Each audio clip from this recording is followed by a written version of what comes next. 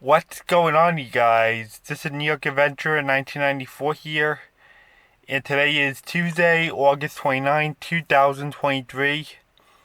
And right now we have Hurricane Idalia expected to make landfall on the Gulf Coast of western Florida. This thing is now a Cat 2 hurricane, and it's expected to become a major hurricane pretty soon, possibly a Cat 3 or a Cat 4. It's expected to make landfall right in the corner of the west coast of Florida and the Panhandle. We have hurricane warnings stretching all the way to the Florida Panhandle and widespread tropical storm warnings all the way into North Carolina. So, in Key West, Florida, the Florida Keys have a tropical storm warning and a tropical storm watch. And what we know is that this thing passed by Cuba overnight, delivering high winds and rain to that area. And now it's in the warm Gulf waters. It's expected to intensify much further into either a Cat 3 or a Cat 4 hurricane. I told you guys before that those Gulf waters are pretty warm. It causes these hurricanes to grow in size. Like what happened to any other Gulf hurricane. Like take Hurricane Katrina, for example. Yeah, so places including Disney World and Universal are on high alert with this thing. They are hunkering down for worst case scenario impacts.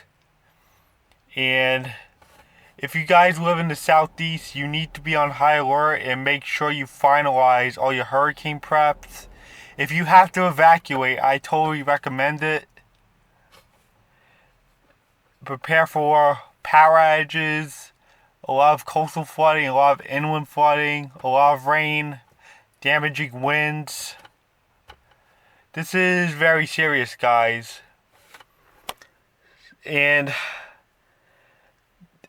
they're now saying that this thing could leave out into the open waters and then turn right back into Florida and cross over the Bahamas, which is pretty concerning. This thing could make a double whammy hit in Florida due to what the cone's showing. It's showing that it could go out into the open waters once in contact with the Carolina states and then go south and then head back right into Florida. So yeah, this is pretty concerning. This thing could really make that turnaround. And the other worst case scenario is that this thing could actually shift up north and then go into the northeast. So we really need to watch this thing pretty closely. If this thing goes straight east, it could mean a double whammy for Bermuda because they're about to get hit with Hurricane Franklin, which is now a Cat 4 hurricane. So yeah, we really have to keep an eye on these things. Time is running out, guys. You guys really need to finalize your preps by like tonight before it's too late. We should be expecting hurricane conditions by tomorrow. Wednesday is the main storm day, and then by Thursday, it'll be moving right into the South Carolina coastline. So yeah, Angry Grandpa's family looks like they'll be getting another hurricane again, too. Because Florida had Hurricane Ian last year, and so did South Carolina, where Angry Grandpa's family lives.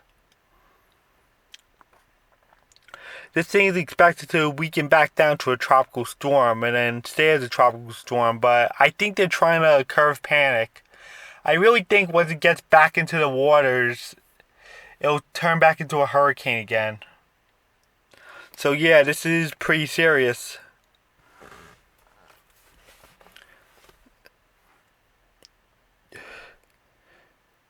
Yeah, there's going to be a lot of heavy rain and there's going to be a lot of high winds in this area.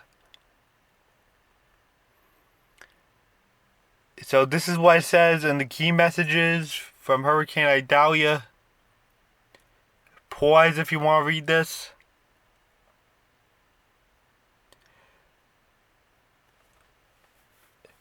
There is a potential for destructive, life-threatening winds where the core of Idalia moves onshore in the Big Bend region of Florida, with hurricane conditions elsewhere and portions of the hurricane warning area along the Florida Gulf Coast. Strong winds will also spread inland across portions of northern Florida and southern Georgia near the track of the center of Idalia, where hurricane warnings are in effect.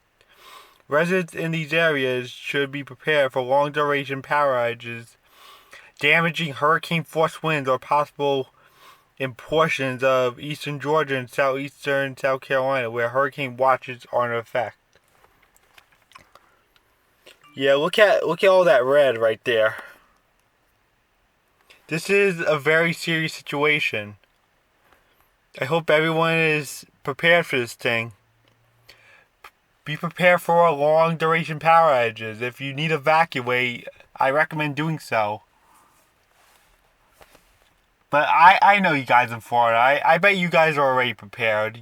You guys spent all week hunkering down for this thing. And I really think you guys know what to do because you guys have been getting them for years.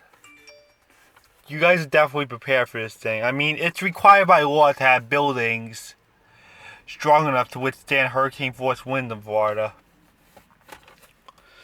So yeah, let's move on to the next storms. But first, let me read this part.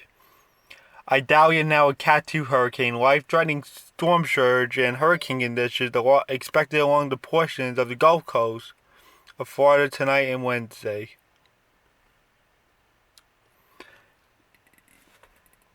And these are the wind speed probabilities. Look at all that purple. This storm is extremely serious, guys. This is very, very bad. Northern Florida is in the purple, which is no joke. And let's look at Hurricane Franklin. Franklin remains a major hurricane, life-threatening surf and rip currents ongoing along the east coast of the United States. So yeah, the east coast is getting pounded with rip currents. It's expected to cross paths north of Bermuda pretty soon. And Bermuda now has a tropical storm warning in place because of Franklin. It's expected to cross Bermuda, like up north. Like, not directly, but up north.